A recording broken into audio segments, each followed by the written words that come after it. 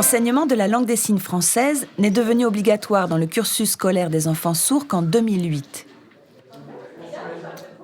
Avant d'aller voir quelle place a pris cet enseignement au sein de l'école, j'assiste à un cours à l'université. Ces étudiants sourds n'ont donc jamais reçu d'enseignement académique de la langue des signes durant leur scolarité. Voyons ce que cet enseignement leur apporte aujourd'hui.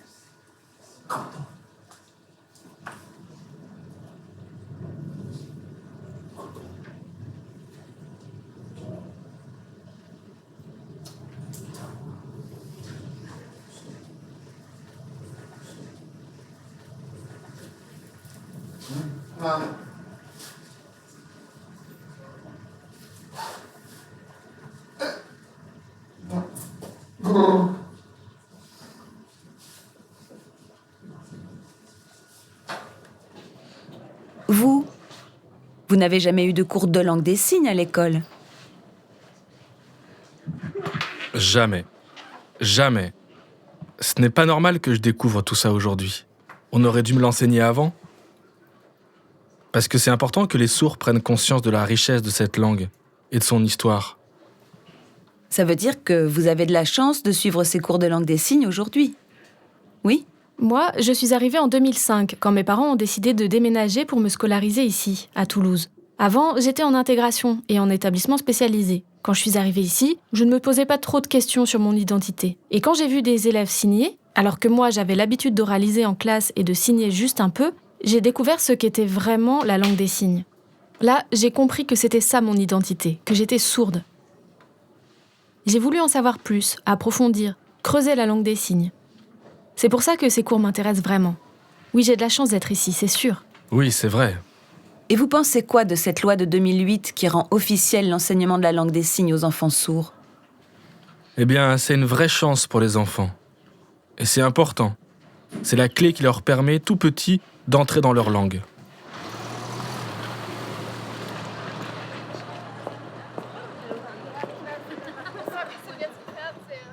En 2010, un texte officiel du ministère de l'Éducation nationale précise les modalités de mise en œuvre de l'enseignement de la LSF.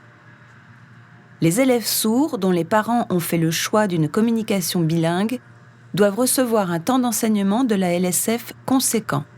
Un minimum de 2 heures hebdomadaires de LSF semble s'imposer en supplément de l'enseignement des autres matières. C'est un peu flou pour moi.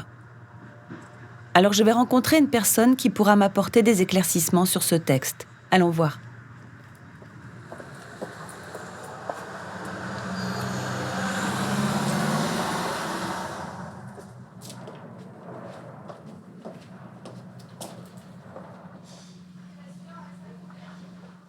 Le bulletin officiel a fait paraître un texte en 2010 sur l'enseignement de la langue des signes. Cet enseignement est-il obligatoire ? C'est un cadre général vers lequel tous les enseignants qui sont amenés à enseigner la langue des signes se tournent pour trouver les repères de programmation. Donc d'une certaine façon, ils sont obligatoires, mais il reste quand même une liberté pédagogique sur la façon de concevoir un enseignement. Concernant le nombre d'heures par semaine, donc il y a un cadre général qui est donné. Il oscille entre 2 heures, enfin ils disent que c'est 2 heures minimum. La plupart du temps, c'est un peu compliqué de les trouver, les 2 heures, dans un emploi du temps, notamment de collégiens. Il va falloir trouver des trous dans l'emploi du temps entre le prof de maths, le prof de sciences. Et donc parfois, et c'est un peu difficile de trouver le nombre d'heures total. Donc c'est vrai qu'en général, c'est 1 heure, 1 heure et demie, ça peut aller jusqu'à 2 heures et certains ont certainement plus. Mais l'enseignement de la langue des signes est pourtant essentiel pour les enfants sourds. C'est extrêmement important pour les élèves sourds, on ne peut pas y déroger, tout niveau confondu. Vous en pensez quoi? Un enseignement de langue des signes est nécessaire. On ne peut pas imaginer un enfant entendant qui n'aurait comme langue française que la langue de la cour de récréation et qui n'aurait pas d'enseignement de français.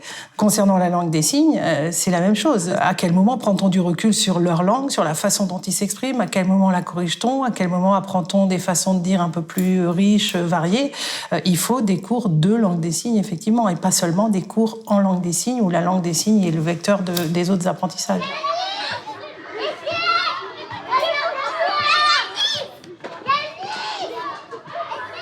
L'enseignement de la langue des signes se pratique de manière très différente sur le territoire. Je suis à l'école élémentaire publique de Ramonville, près de Toulouse.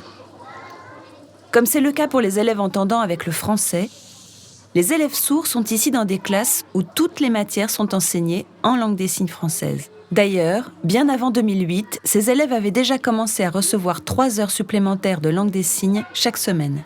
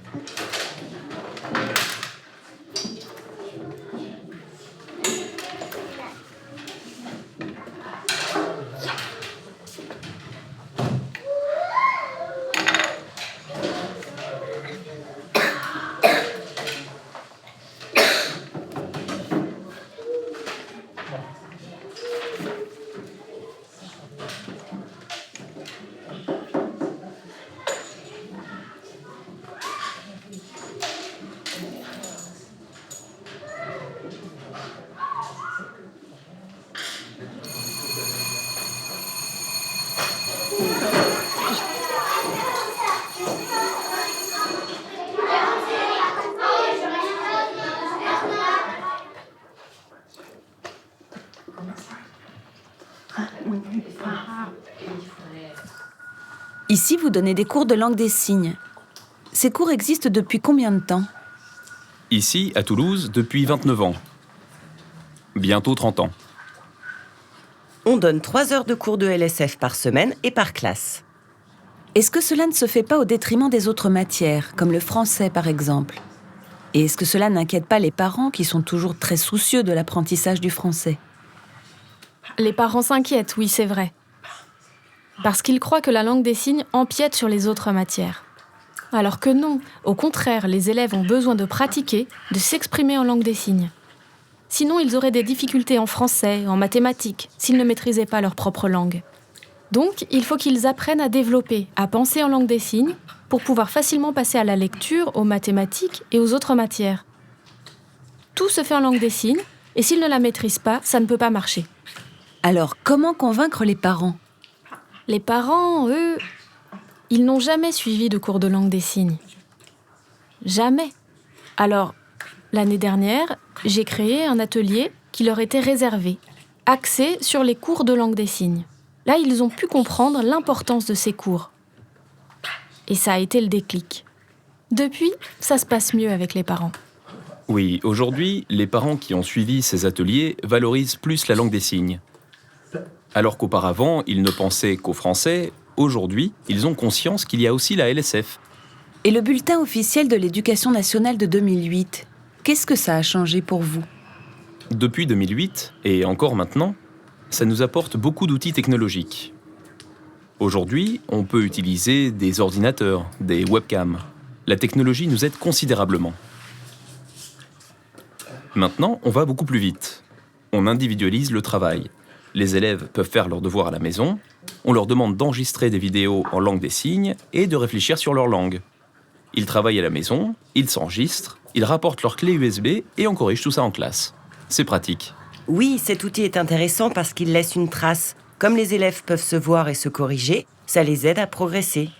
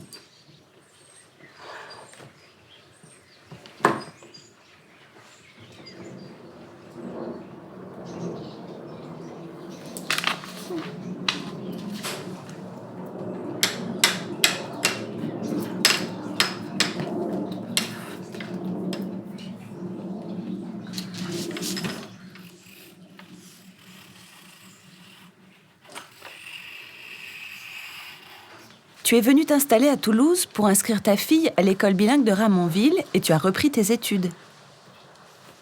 J'ai vu dans ton programme qu'il y avait des cours de langue des signes.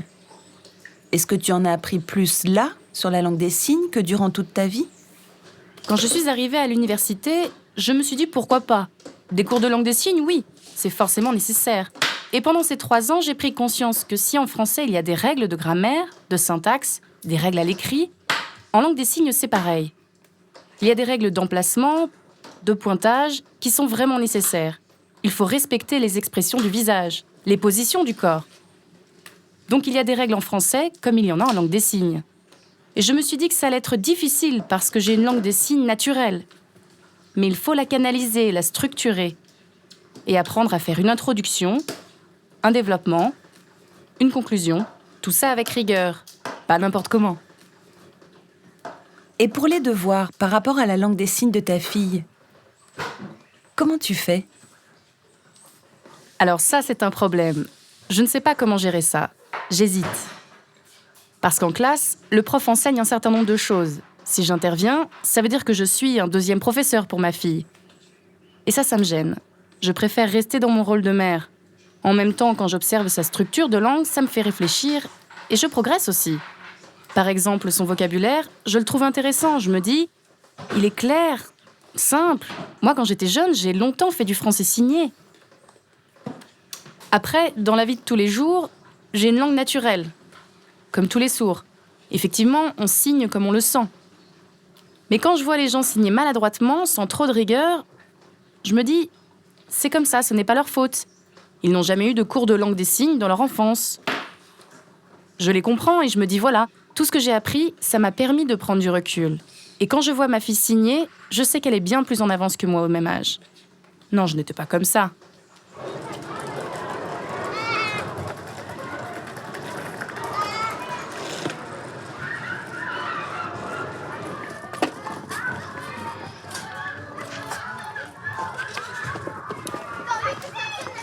Êtes-vous convaincu de l'utilité de ces cours de langue des signes ? Les cours en langue des signes sont pour moi une évidence qu'on apprend aux enfants déjà.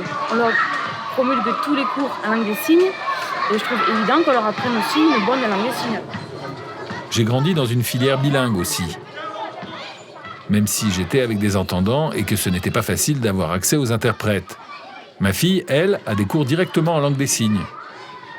Et je vois bien que son niveau est bien supérieur au mien, parce qu'on leur fait travailler la syntaxe de la langue des signes et ils confrontent leurs pratiques, ils se corrigent. Et puis récemment, l'école élémentaire nous a proposé un atelier de langue des signes. C'est-à-dire que nous, parents, on s'est retrouvés à la place des élèves, à suivre leurs propres cours. Et là, on a découvert des tas de choses. Donc c'est vraiment utile. Il faut les maintenir parce que ça permet de travailler sa syntaxe et de progresser. La première langue des enfants, c'est la langue des signes. Le français vient après. Beaucoup de gens se posent des questions, ils ont peur que leur niveau de français soit trop faible. Mais non, il faut qu'ils maîtrisent leur première langue pour petit à petit arriver en classe de 3e au même niveau de français que les entendants. Il faut d'abord qu'ils soient à l'aise dans leur langue pour être à l'aise en français. C'est pour ça que les cours de langue des signes sont indispensables. Vos enfants ont des cours de langue des signes. À la maison, est-ce que vous sentez qu'ils ont fait des progrès? Et lesquels? Pour ma fille, les progrès, ça a été fulgurant, parce que quand elle est rentrée en maternelle, elle ne parlait pas du tout la langue des signes, elle ne parlait pas du tout. Voilà, elle criait uniquement pour s'exprimer, donc c'est très difficile d'avoir une conversation avec elle, de pouvoir lui expliquer quelque chose. Et aujourd'hui, elle a une conversation normale en langue des signes, et la vie a changé. Nous sommes à Albi, au CSDA, centre spécialisé pour déficients auditifs. Les élèves viennent y prendre des cours de LSF, mais le reste du temps, ils suivent leurs études en intégration dans d'autres établissements où la LSF est plus ou moins présente. Suivez-moi, je vais observer comment se déroule un cours donné à des élèves de 4e à la terminale.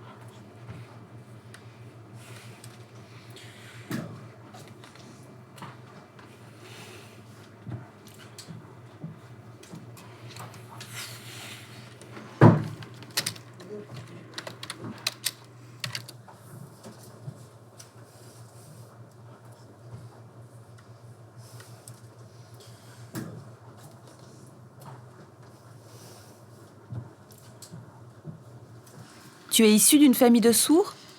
Oui, mes parents sont sourds et un peu âgés. Ils étaient élèves du CSDA et leur langue des signes est très différente de la mienne. Ils ont des signes anciens. Moi, j'ai toujours communiqué avec eux en utilisant leurs signes. Et quand je suis arrivé ici, j'ai découvert autre chose. Jean-François m'a enseigné un autre vocabulaire, de nouveaux signes, et je mélange les deux. C'est intéressant. Et à la maison, c'est toi qui leur donnes des cours? Oui, un peu, mais ils ont du mal, ils gardent leurs vieux signes. D'accord. Alors si tu compares ta langue maternelle, la langue de ta famille, et la langue qu'on t'enseigne ici, quelle est la différence? Qu'est-ce que ça t'apporte? Ça t'aide en quoi? Ça ne m'aide pas vraiment, mais mes parents, ils ont des signes lourds, alors qu'on peut faire beaucoup plus simple avec des signes plus récents. Donc, je suis plus à l'aise avec le vocabulaire d'aujourd'hui. Et toi? Tes parents signent aussi? Mes parents, ils sont entendants. Normal, quoi.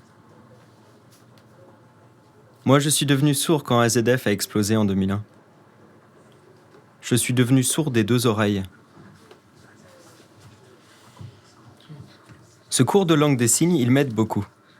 C'est plus facile pour moi. Grâce au cours de langue des signes, quand je ne comprends pas, que je ne peux pas lire sur les lèvres, ça m'aide.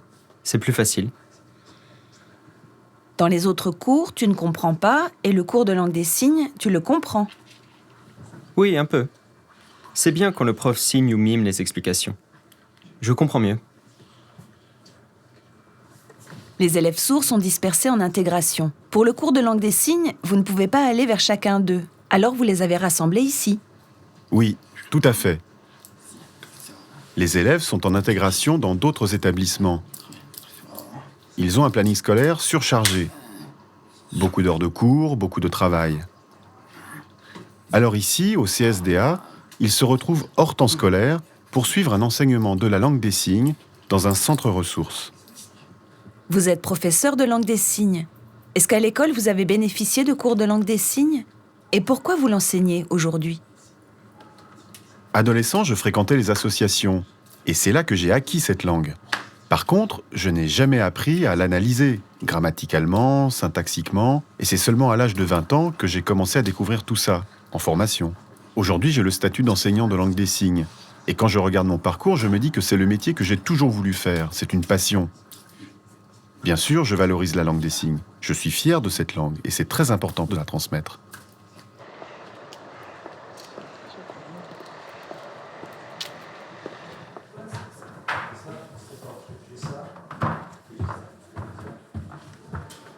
Est-ce que l'enseignement de la langue des signes est dispensé dans toutes les écoles de France ?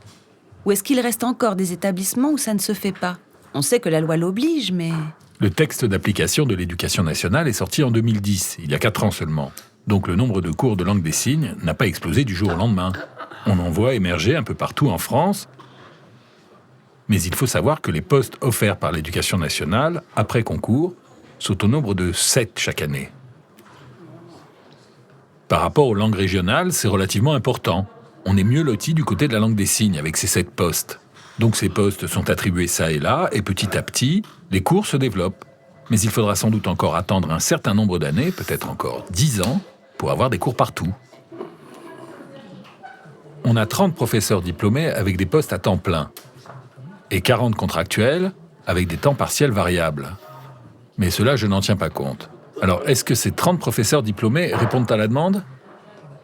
C'est largement insuffisant, car la demande est tellement importante qu'on est aujourd'hui incapable d'y répondre, même avec des contractuels. Et puis on a des difficultés à trouver des professionnels compétents d'un bon niveau. C'est compliqué, ce qui fait que les postes restent souvent vacants pendant toute une année. Dans l'idée, il faudrait avoir une centaine de professeurs de langue des signes.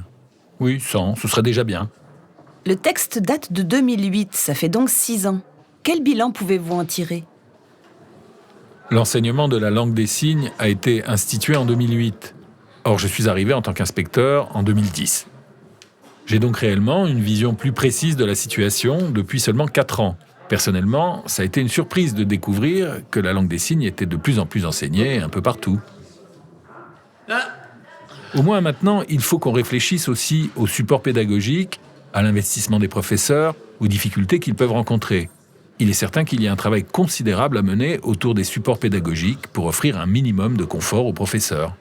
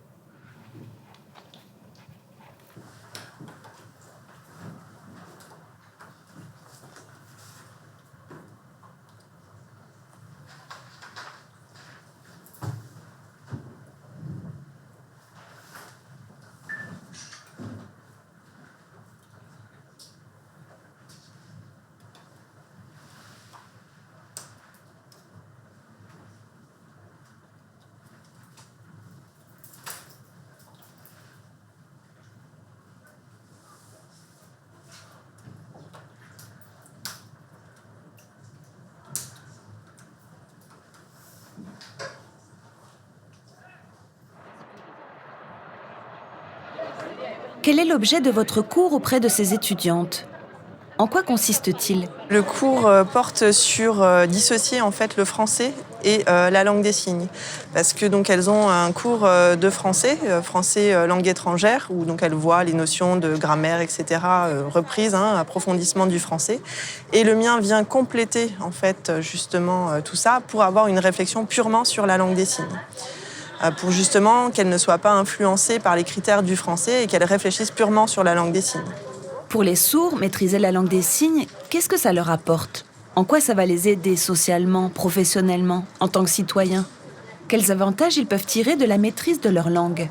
En situation professionnelle, le futur étudiant va pouvoir s'affirmer lui aussi dans sa position, parce qu'il va souvent être confronté aussi à des situations donc avec interprète, puisque la majorité de la population est entendante. Et le fait d'avoir une langue qui est bien installée, très posée et très claire, va faciliter aussi les échanges et créera peut-être moins de malentendus.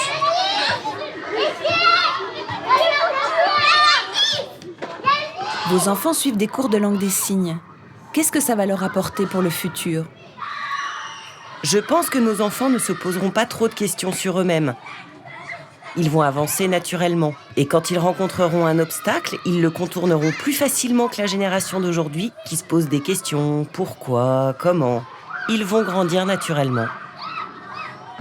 Moi, j'imagine que nos enfants pourront tout faire, absolument tout explorer. J'imagine des avocats sourds, pourquoi pas, qui auront l'habitude de travailler avec des interprètes. Parce qu'il y a encore des sourds aujourd'hui qui n'ont pas l'habitude de travailler avec des interprètes, qui ne savent pas comment procéder face à eux. Je pense que nos enfants auront des facilités à les comprendre, à travailler avec eux, et ils pourront exercer n'importe quel métier.